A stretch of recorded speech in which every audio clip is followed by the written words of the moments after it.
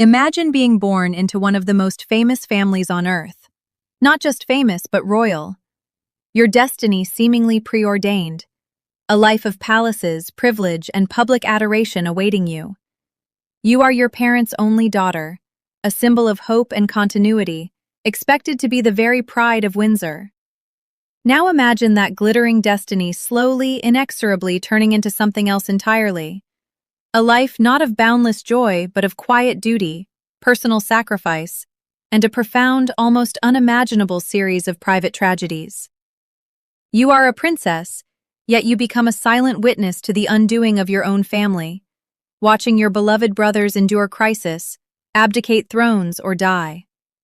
Far too young, you are surrounded by people, yet you end up feeling utterly alone. This is the story of Princess Mary, Princess Royal and Countess of Herwood. She was born into a world of immense power and gilded cages, the only daughter of King George V and Queen Mary. She was meant to be the sparkling gem of the House of Windsor, but her life unfolded as a poignant narrative of duty, disappointment, and an almost unbearable burden of grief. How did the pride of Windsor become a woman trapped in a cold marriage, who silently watched two of her adored younger brothers die tragically young, leaving her to face her twilight years in profound solitude? What quiet battles did she fight behind her regal smile? And what secrets did she carry in her heart? Today we delve into the extraordinary yet often overlooked life of Princess Mary, a woman who epitomized the contradictions of royalty, immense privilege intertwined with immense personal pain. Let's uncover the untold story of the only daughter, the steadfast sister, and the forgotten Princess Royal. Our story begins not in a grand, sprawling palace, but in a surprisingly modest house on the Sandringham estate in Norfolk called York Cottage. It was here, on April 25, 1897, during the Diamond Jubilee year of her great-grandmother, Queen Victoria, that Victoria Alexandra Alice Mary was born. Her parents were the Duke and Duchess of York, the future King George V and Queen Mary. While the world saw them as figures of immense imperial power, their private life at York Cottage was one of almost middle-class austerity, governed by a rigid, unbending routine that would define their children's lives. The world Mary was born into was the British Empire at its absolute apex of vast global dominion, painted red on the map. It was an age of supreme confidence of steamships and telegraphs, an era where the social order seemed as fixed and eternal as the stars.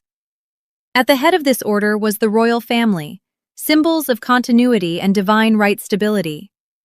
But within the walls of York Cottage, life was far from glamorous. Her father, George, was at heart a simple man, a career naval officer who had been thrust into the role of heir after the sudden death of his older brother. He was a man of routine, obsessed with punctuality and stamp collecting, possessing a fierce temper that could erupt at the slightest provocation. He was not a man given to intellectual pursuits or displays of emotion. He famously once declared, "I was always afraid of my mother. I am still more afraid of my wife."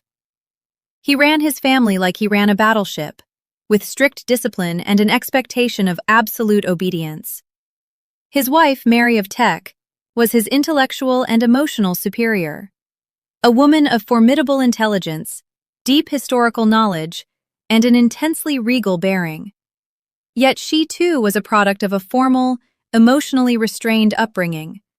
She loved her children deeply, but her love was expressed through meticulous oversight of their education and well-being, not through warm hugs or spontaneous affection. She was shy, reserved, and believed, like her husband, that a royal child's first and only duty was to the crown.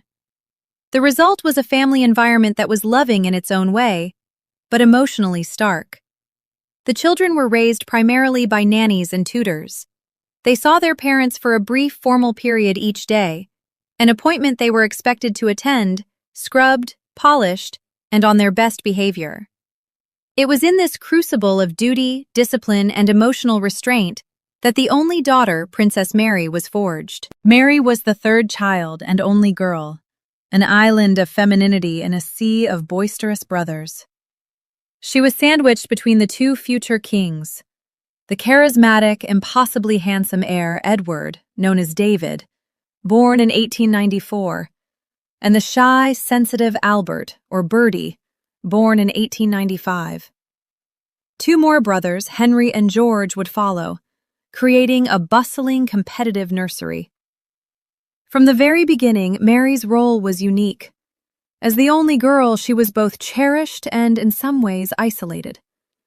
She learned early on to navigate the complex dynamics of her brothers' differing personalities, often acting as a quiet mediator or a confidant.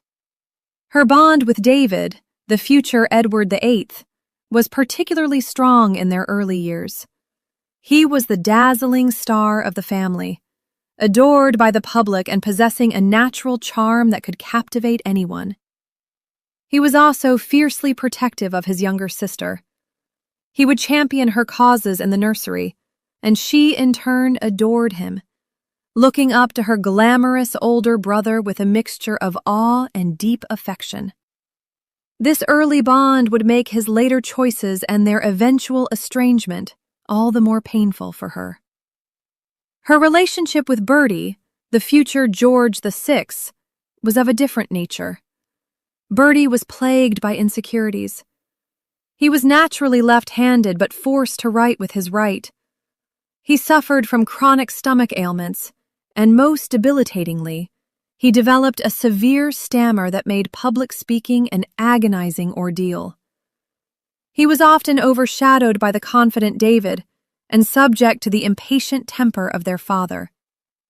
Mary developed a deeply protective, almost maternal feeling for Bertie.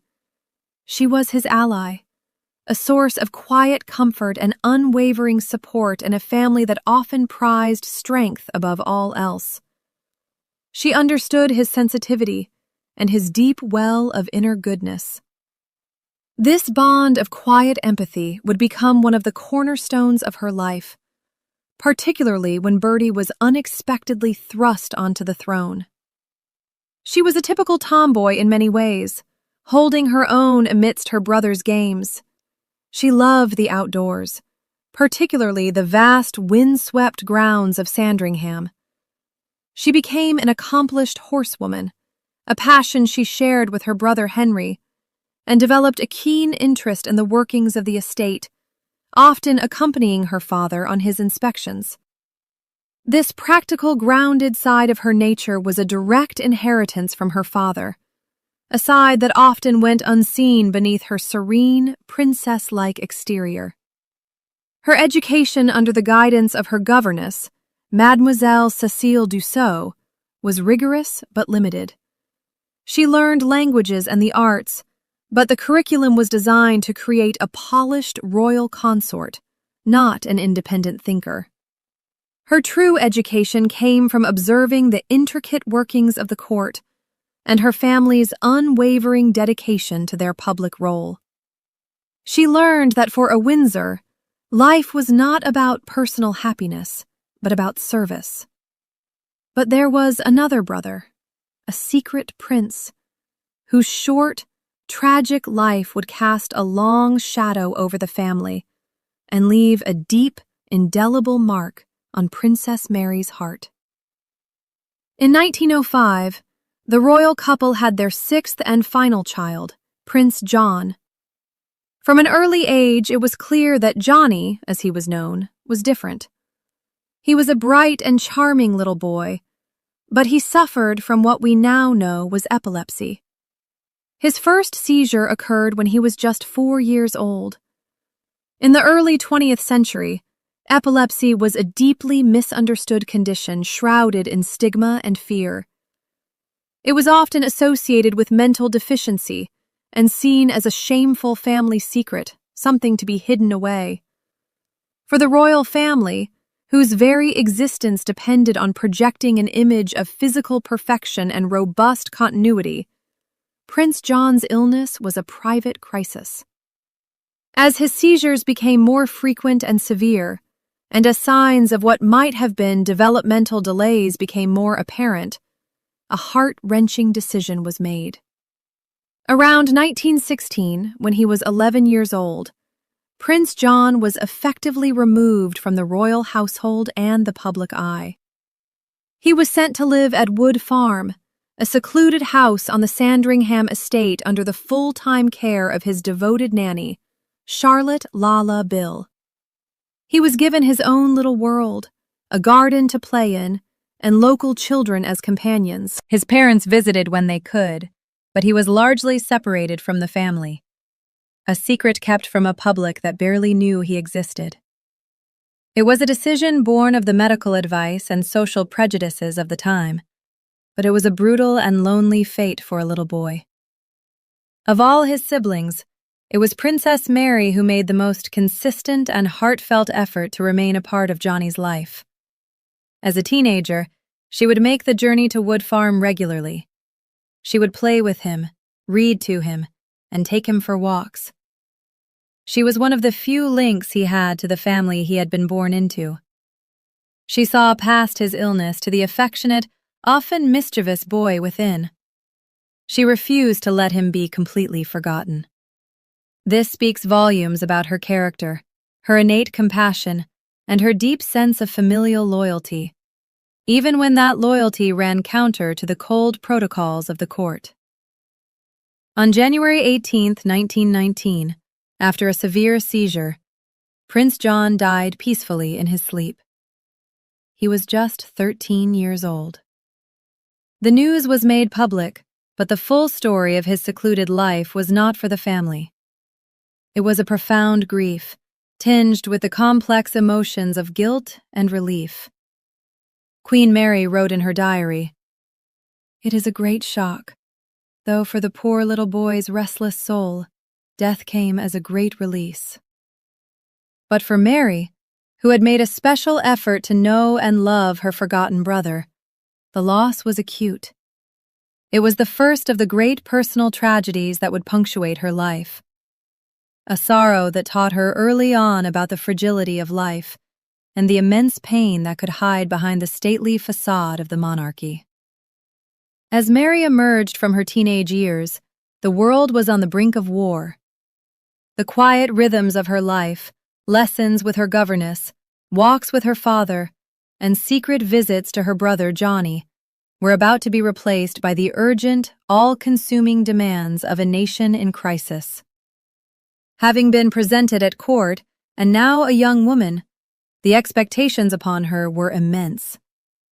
She was the king's only daughter, a symbol of British womanhood, expected to be a model of grace, piety, and unwavering patriotism.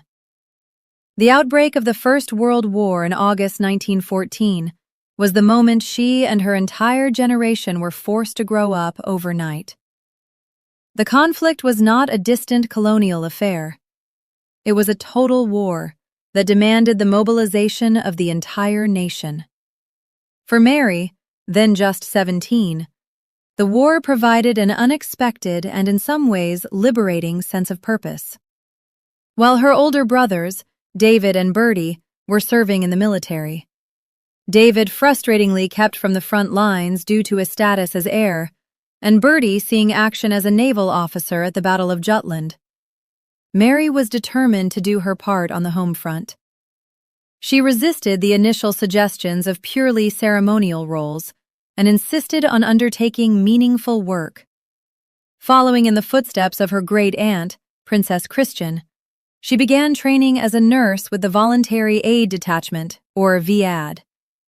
Her chosen hospital was the Great Ormond Street Hospital for Sick Children in London.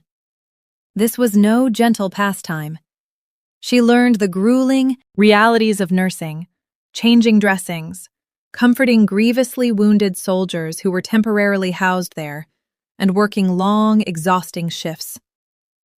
For the first time, the sheltered princess was confronted with the raw, brutal human cost of the conflict. She saw firsthand the suffering of the young men brought back from the trenches, and the experience forged in her a deep and lasting empathy. It stripped away the last vestiges of her sheltered childhood and replaced them with a quiet, steely pragmatism. But her most famous contribution was a project born of her own initiative.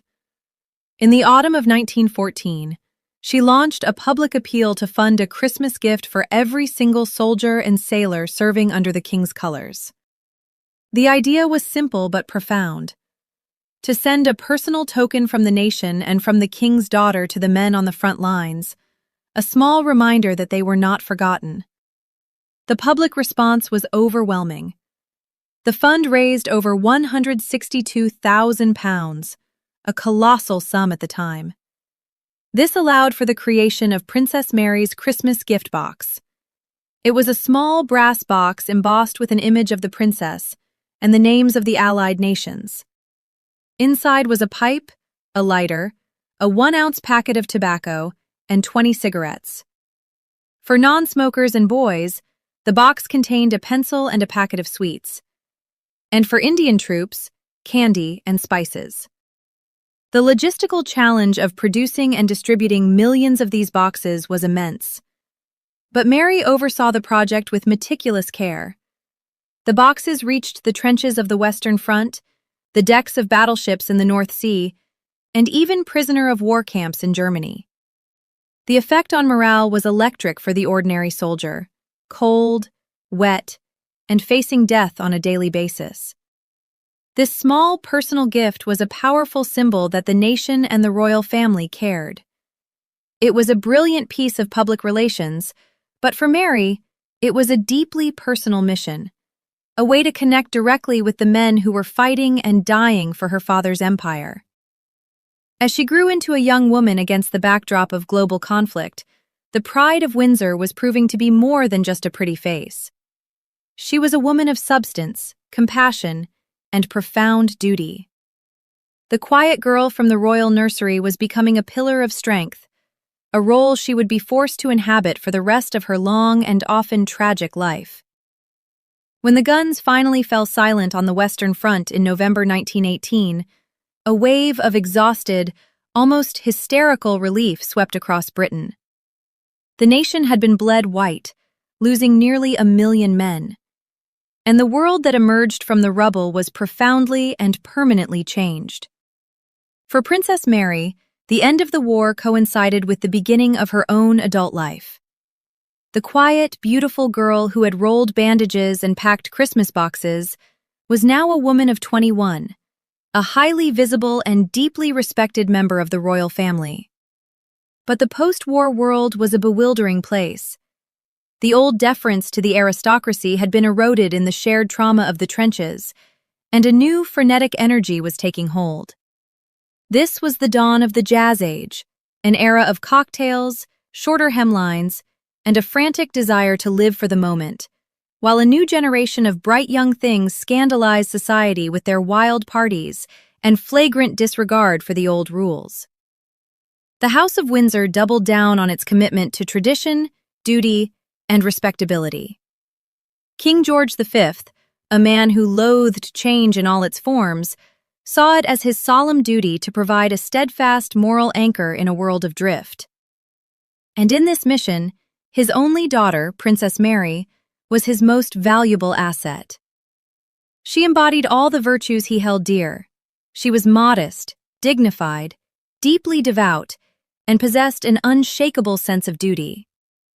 In the years immediately following the war, Mary stepped fully into her public role. She became the president of the Girl Guides Association, a patronage she would hold for over 40 years, and took on numerous other charities, particularly those related to nursing and women's services. She became a counselor of state, meaning she could perform the sovereign's official duties in his absence. A sign of the immense trust her father placed in her, she traveled the country, opening hospitals, reviewing troops, and lending her quiet, reassuring presence to a nation struggling to heal. She was the perfect princess, a calming symbol of continuity in a world of jarring change. But behind this impeccable public facade, a deeply personal and pressing question loomed large: the matter of her marriage. The pressure on the king's only daughter to marry was immense. In a world where the great royal houses of Russia, Germany, and Austria-Hungary had been swept away by war and revolution, a British royal wedding was seen as a powerful statement of stability and tradition. The public, starved for good news and romantic pageantry after 4 years of grim headlines, was desperate for a fairy tale. Newspapers were filled with speculation. Would she marry a foreign prince, strengthening diplomatic ties? Or would she choose a British nobleman, a patriotic match to bolster national pride? For Mary, however, the matter was far more complex than public spectacle. She was a woman of deep feeling, and the prospect of a purely dynastic, loveless marriage must have been a daunting one. There have long been persistent, though unproven, rumors that Mary's heart was already engaged elsewhere. The object of her affection was said to be Captain Lord Joey Lee, a handsome and decorated war hero who served as an equerry to her brother, the Prince of Wales, and later to her father. He was a frequent visitor to the palace, a trusted member of the royal household, and by all accounts, a man of great charm and integrity. A romance, if it existed, would have been conducted in the stolen glances and quiet conversations possible within the rigid confines of the court. But Joey Lee, for all his fine qualities, was not considered a suitable match for the king's daughter. He was the second son of a baron, a respectable title, but he lacked the vast wealth and ducal standing expected for a royal consort. King George V, a stickler for protocol and tradition, would never have counted in such a union. Whether it was an unspoken love or simply a deep, affectionate friendship, the connection was an impossible one. The story goes that the king gently but firmly put an end to any possibility of a match. A quiet but decisive act that underscored the brutal reality of Mary's position. Her heart was not her own to give. It belonged to the crown. This lost love, a poignant secret she may have carried for the rest of her life, adds a layer of profound tragedy to the marriage that was to come. It suggests that her subsequent union was not just an act of duty, but an act of profound personal sacrifice. The pressure intensified due to the behavior of her older brother David. The impossibly glamorous Prince of Wales, the most eligible bachelor in the world, showed absolutely no inclination to marry and settle down. He was embarking on a series of scandalous affairs with married women, causing his parents immense anxiety. With the heir shirking his primary dynastic duty, the burden fell on his younger siblings. Bertie was still years away from his own marriage, which left Mary as the next in line to provide the nation with a much-needed royal wedding. The search for a suitable husband began in earnest. The man who emerged as the frontrunner was Henry George Charles Lell Viscount Lells, the eldest son and heir of the 5th Earl of Herwood. On paper, he was the perfect candidate. He was 15 years older than Mary, a mature and steadying presence. His lineage was impeccable, and his family's wealth was almost beyond measure, derived from vast landholdings and West Indian sugar plantations. He was, in fact, one of the richest men in all of England. He was also a genuine war hero, having served with great distinction in the Grenadier Guards, being wounded 3 times and awarded the Distinguished Service Order and Bar and the French Croix de Guerre. He was a man of substance, a connoisseur of fine art, and a passionate countryman devoted to horse racing and hunting. But he was also a man known for his reserved, almost austere personality. He was not a society figure. He was shy, somewhat awkward in conversation, and possessed a formal, old-fashioned demeanor that many found cold and intimidating. Virginia Woolf, after meeting him, caustically described him in her diary as a lump of clay, dreary, morose, bored, and barren. While this was perhaps an overly harsh literary assessment, it captured a common perception of the Viscount as a dour and unromantic figure. He was, in essence, the very antithesis of the dashing but unavailable Joey Lee. The match was heavily championed by King George V and Queen Mary. They saw in Lord Leal not a romantic hero for their daughter, but a safe pair of hands. He was a man of unimpeachable character, immense wealth, and traditional values. He would provide Mary with a secure and stable life, and his vast fortune meant he would never be a drain on the public purse. The courtship, such as it was a formal affair conducted under the watchful eyes of her parents. They met at grand house parties and at the races. Their conversations were proper, their interactions chaperoned. There was no whirlwind romance, no passionate declaration of love. It was a carefully managed negotiation, a union of 2 great houses. On November 22, 1921, Buckingham Palace announced the engagement. The public reaction was one of immense excitement, tempered with a slight note of reservation. While thrilled at the prospect of a royal wedding, some in the press and public quietly questioned the significant age gap and the groom's rather formidable reputation. Was this truly a love match? Or was the nation's beloved princess being sacrificed on the altar of dynastic duty? But in the wave of patriotic fervor and excitement that followed, these quiet doubts were largely swept aside. The nation prepared for a fairy tale wedding. The wedding of Princess Mary and Viscount Lascelles on February 28, 1922, was a spectacle of breathtaking proportions. It was the first major royal event since the end of the war, and the nation seized upon it as a symbol of renewal and hope. Hundreds of thousands of people flooded the streets of London, a sea of cheering faces desperate to catch a glimpse of the princess. The wedding was a milestone in another way. It was the first royal occasion to be covered by the burgeoning fashion press, with magazines like Vogue dedicating pages to every detail of the bride's trousseau. Mary was a vision of bridal beauty. Her gown, a masterpiece of silver and pearl embroidery in a medieval style, was designed by the House of Real. Its long, elegant train shimmered as she made her way down the aisle of Westminster Abbey on the arm of her father, King George V. Her bridesmaids included a young, vivacious Lady Elizabeth Bowes-Lyon, the future wife of her brother Bertie, and the future Queen Mother. The ancient abbey was filled with royalty, aristocracy, and statesmen from across the empire. The ceremony was steeped in ancient tradition and regal pomp. Yet, amidst this joyous public spectacle, many observers noted the bride's almost unnerving solemnity. Her expression was one of serene composure, but it lacked the radiant, uninhibited joy of a young woman in love. Was this simply the solemnity of the occasion, the natural nerves of a bride on the world stage? Or was it a reflection of a deeper truth, a quiet resignation to the life of duty that now lay before her? As she stood at the altar beside the stern, much older man who was to be her husband, she was fulfilling the most sacred duty expected of her. She was securing her future, pleasing her parents, and giving the nation the celebration it craved. But in that moment, she may also have been quietly closing the door on the dreams and desires of her own heart. After the ceremony, the newly married couple appeared on the balcony of Buckingham Palace, to the thunderous roar of the crowd.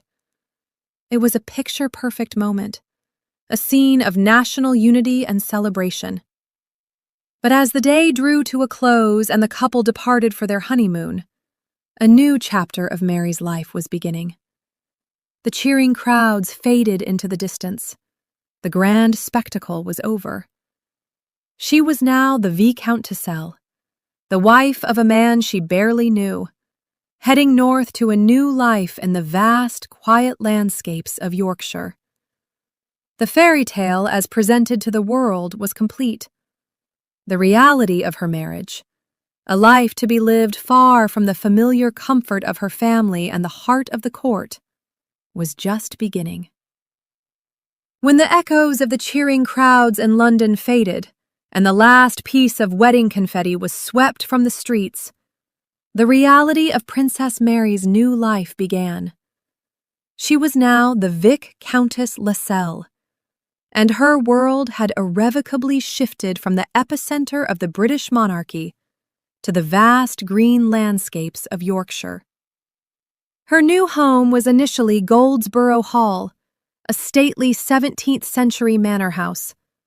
While palatial by any normal standard, it was a world away from the familiar corridors of Buckingham Palace and Sandringham.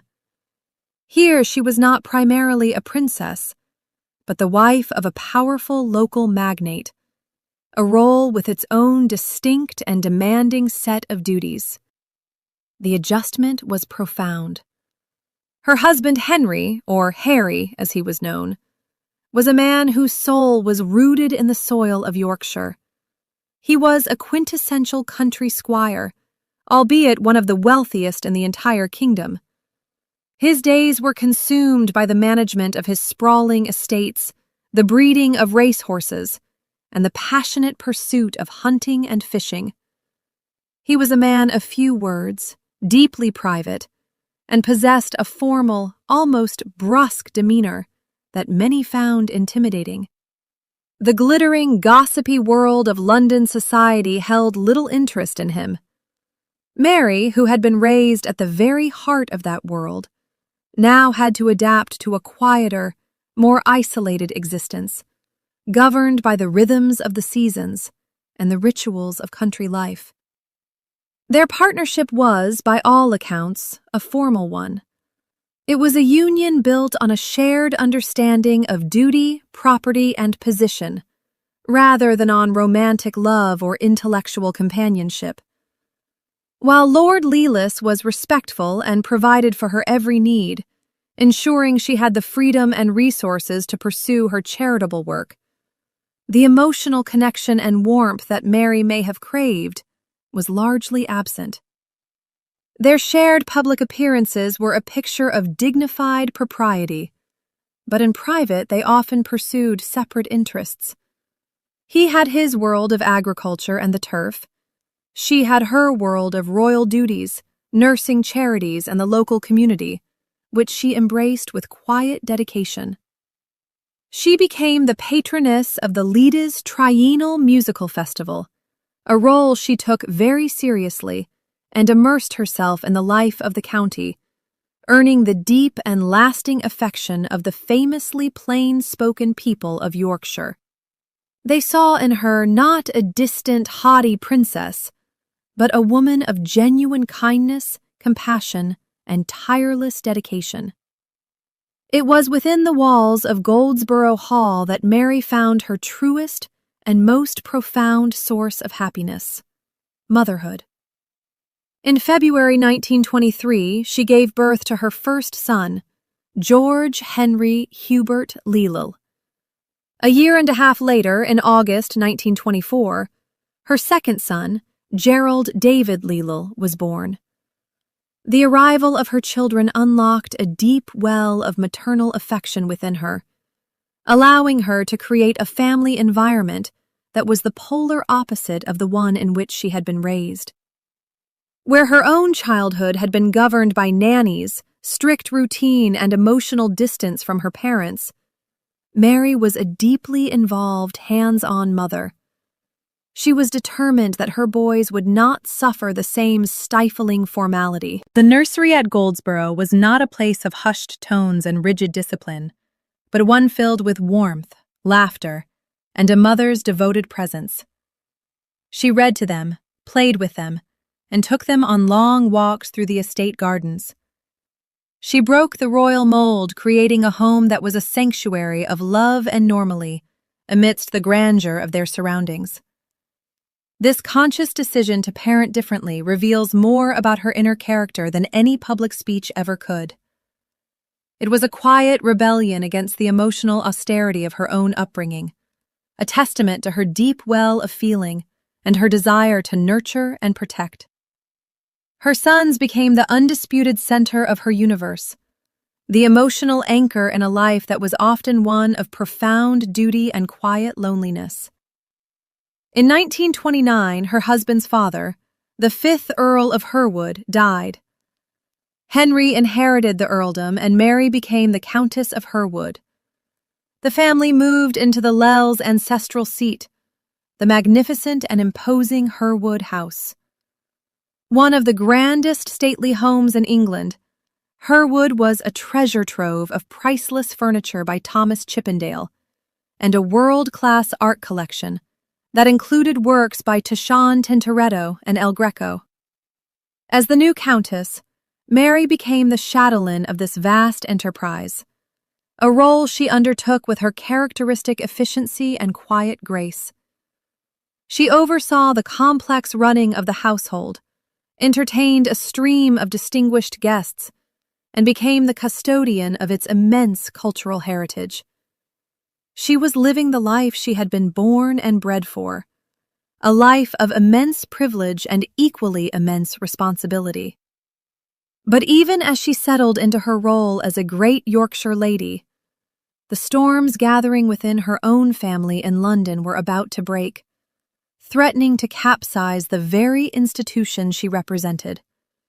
The beginning of the end of her family's fragile peace came on January 20th, 1936, with the death of her father, King George V.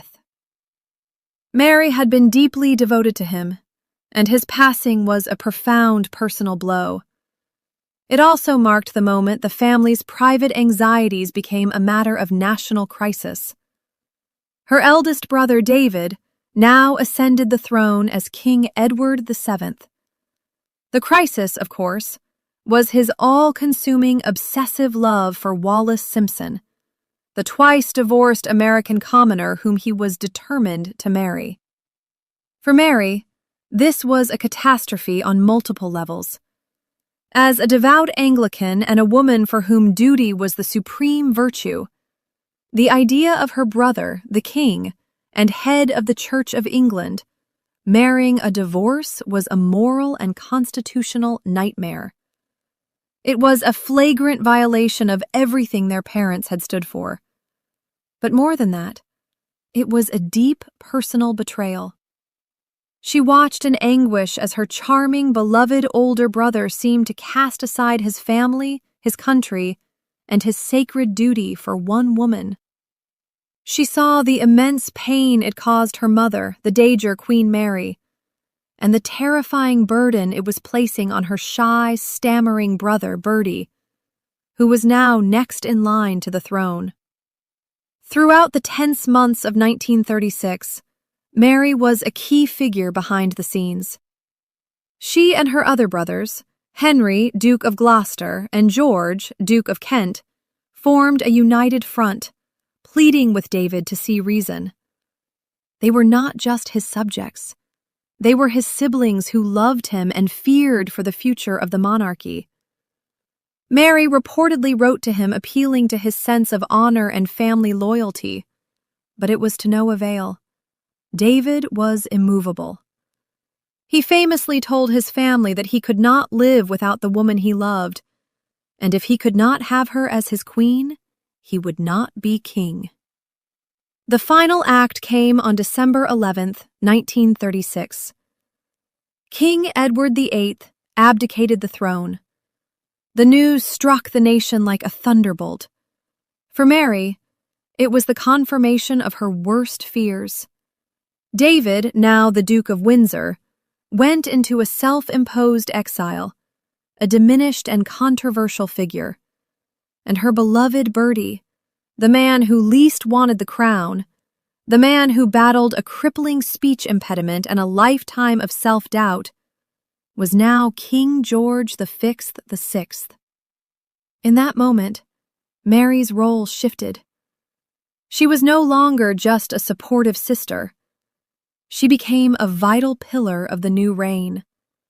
She and her husband stood shoulder to shoulder with the new king and queen, the four of them projecting an image of unity, stability, and unwavering commitment to duty. A stark contrast to the selfish dereliction of the former king. She was there for Bertie, offering the same quiet, empathetic support she had given him in the nursery, now on the world stage. She was the unseen anchor, holding fast as the ship of state was rocked to its very foundations. The family had little time to recover from the abdication before an even greater crisis engulfed the world. The rise of Nazi Germany and the inexorable slide towards war cast a dark shadow over the late 1930s. When war was declared in September 1939, Mary, now 42, did not hesitate, just as she had in the First War. She immediately dedicated herself to national service. She was appointed Controller Commandant of the Auxiliary Territorial Service, or ATS, the women's branch of the British Army. This was a role of immense responsibility. At its peak, the ATS had over 200,000 women serving in a vast array of vital and often dangerous roles. Anti-aircraft gunners, radar operators, mechanics, drivers, and behind-the-scenes administrative staff. Mary was their figurehead and their most tireless advocate. She traveled relentlessly across the country and to theaters of war abroad, visiting units, inspecting barracks, and talking to the women about their work and their welfare. She was a familiar and reassuring sight in her smart khaki uniform, her quiet dignity and genuine interest boosting morale wherever she went. She faced the dangers of the Blitz alongside them, her car sometimes having to navigate through the rubble of freshly bombed cities to reach a scheduled inspection. Her work was a powerful symbol of the nation's total mobilization, a testament to the crucial role women were playing in the fight for survival. But while she was serving her country with unwavering resolve, the war would inflict a personal wound of unimaginable pain. Her youngest brother, Prince George, the Duke of Kent, was serving as an air commodore in the Royal Air Force. George was, in many ways, the most dazzling of the brothers after David. He was handsome, artistic, cultured, and possessed a rebellious, glamorous streak. He was a qualified pilot and adored flying. On August 25, 1942, he boarded an RAF Sunderland flying boat in Scotland for a flight to Iceland on a morale-boosting tour. The weather was poor. Shortly after takeoff, the plane crashed into a remote hillside in Caithness. Prince George and all but one of the 14 people on board were killed. He was just 39 years old. The news of his death was a devastating shock to the nation and a brutal blow to the royal family. It was the first time in over a century that a member of the royal family had died on active service. For Mary, the loss was catastrophic. She had already lost her father. She had, in a sense, lost her eldest brother to exile. Now, her youngest, most vibrant brother was gone, killed in the prime of his life. She was one of the family members who had to face the immediate shock, the one who had to provide comfort and strength to George's beautiful, grief-stricken widow, Princess Marina of Greece and Denmark, and their 3 small children, one of whom was just 6 weeks old. Once again, Mary suppressed her own profound grief to fulfill her duty to her family. She became a surrogate mother figure to her orphaned nephew and nieces, particularly the young Prince Edward, now the new Duke of Kent. She wrapped the shattered family in her quiet, steadfast care, ensuring they were supported and protected. The war had taken a terrible personal toll. The quiet princess from Sandringham had now seen the very worst of what life could inflict. She had witnessed the crumbling of her family through scandal and the brutal finality of death. She carried on as she always did, her public face a mask of calm composure. But her private world was now a place of profound and accumulating sorrow. The end of the Second World War brought a collective sigh of relief to a battered but victorious Britain. The nation celebrated its survival, but the world that emerged from the conflict was one of austerity, exhaustion, and profound change. The old certainties of empire were beginning to crumble, and a new socialist government was ushering in an era of radical social reform. For Princess Mary, the peace she had worked so tirelessly for brought not a respite, but a new chapter of personal loss and a transition into the final defining role of her life, that of the solitary matriarch. Her husband, Henry Lell, the 6th Earl of Herwood, had survived the war, but his health was failing. Theirs had been a partnership of duty and shared position rather than passionate love, but it had been the central stable structure of her adult life for a quarter of a century. On May 24, 1947, he died of a heart attack at Herwood House. At the age of 50, Princess Mary was a widow. The event marked a profound shift in her existence. The title of Countess of Herwood and the magnificent house itself passed to her eldest son, George. Mary, now the Dagger Countess, moved from the grand staterooms of the main house into Herwood Court, a smaller, more private residence on the estate. This physical move was symbolic of a deeper internal shift. She was no longer the Shatton of one of England's grandest houses, but a Dagger, a matriarch in the wings.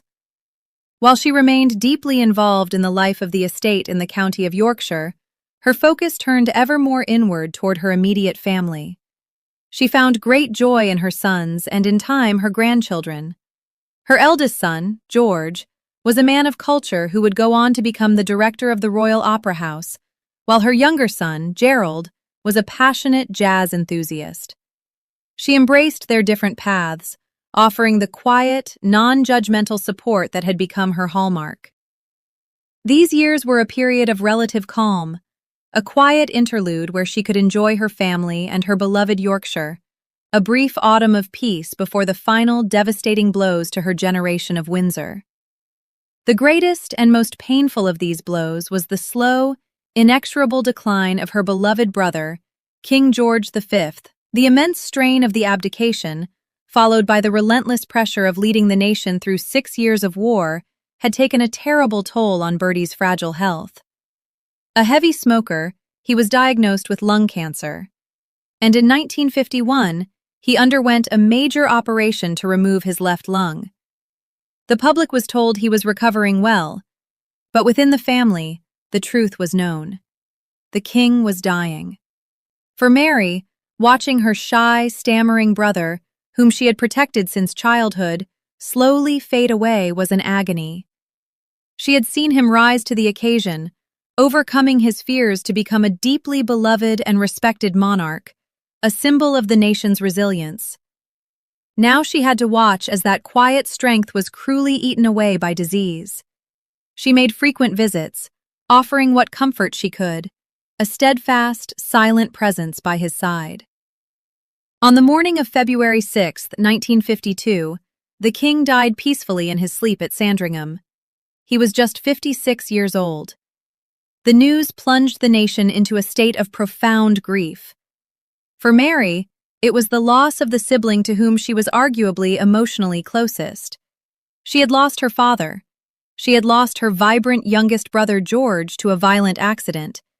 She had lost her eldest brother David to exile and scandal. And now Bertie, her gentle, beautiful Bertie, was gone too. Of the 5 brothers who had once filled the royal nursery with their noise and laughter, only 2 remained. David the outcast, and her younger brother Henry, Duke of Gloucester. She was now the senior sister, the keeper of memories for a generation of Windsor men that was rapidly disappearing. Her grief was compounded just over a year later by the death of her formidable mother, the 90-year-old Queen Mary, in March 1953. The Queen's passing just weeks before the coronation of her granddaughter, Elizabeth II, truly marked the end of an era. With her mother gone, Princess Mary was now the undisputed matriarch of her generation, a living link to a world of Victorian certainties that had long since vanished. The ascension of her niece to the throne ushered in the Second Elizabethan Age, and it defined a new role for Princess Mary. She was now the aunt of the monarch, a senior and deeply respected elder stateswoman within the family. At the magnificent coronation in June 1953, she rode in the state coach with her brother Henry, a symbol of the old guard, lending its solemn support to the new young queen.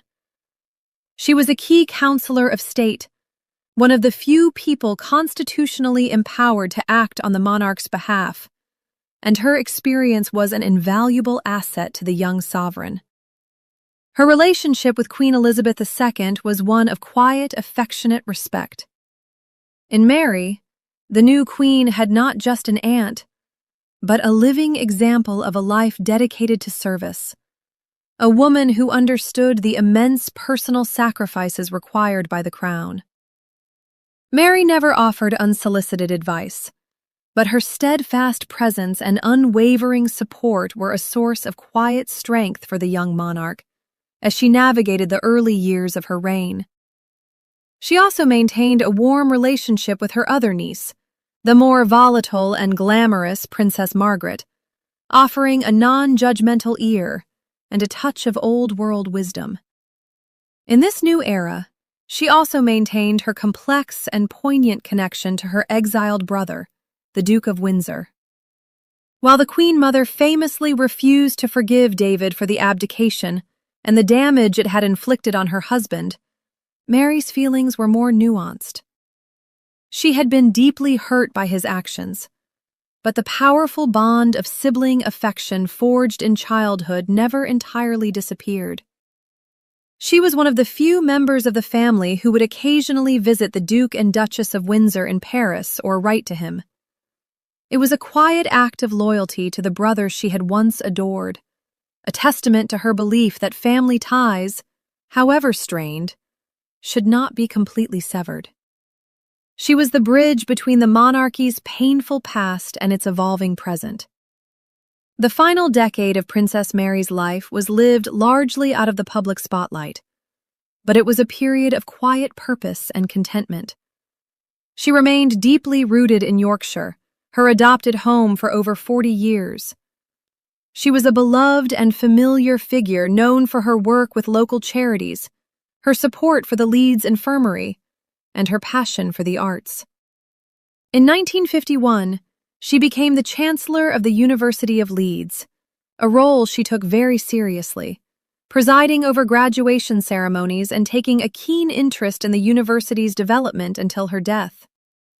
Her greatest personal passions in these later years were her gardens at Herwood Court and, above all, horse racing. The turf was a world she had shared with her husband, and she continued his legacy, becoming a knowledgeable and respected owner and breeder. The racecourse was one of the few places she could truly relax, sharing a laugh and a pair of binoculars with her daughter-in-law, the Queen Mother, and her niece, the Queen, two other royal women who shared her deep love for the sport.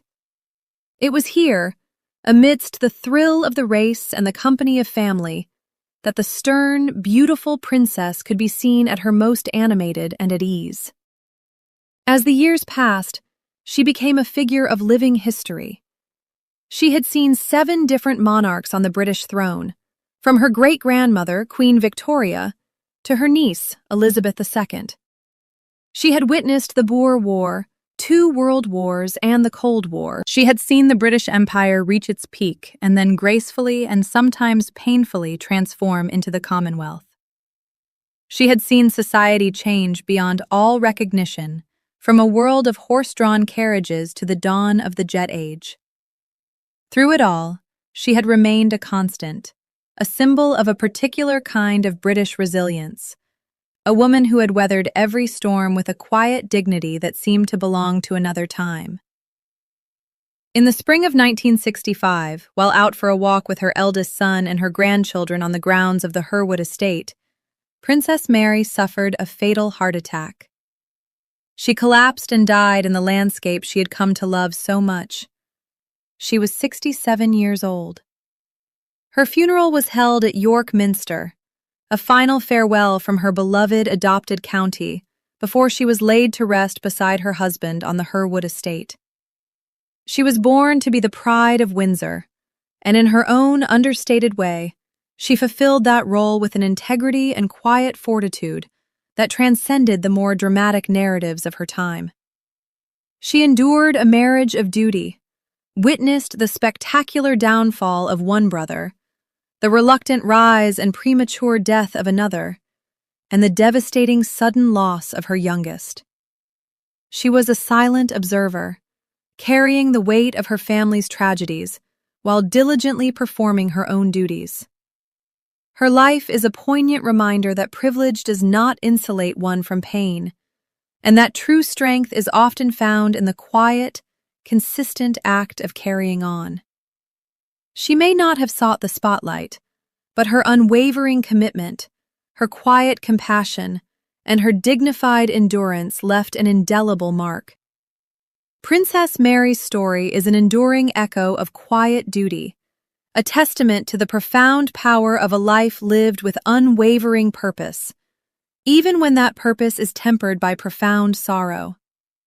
She was the unseen anchor, the steadfast sister, the quiet strength that helped hold the House of Windsor together through its most turbulent decades.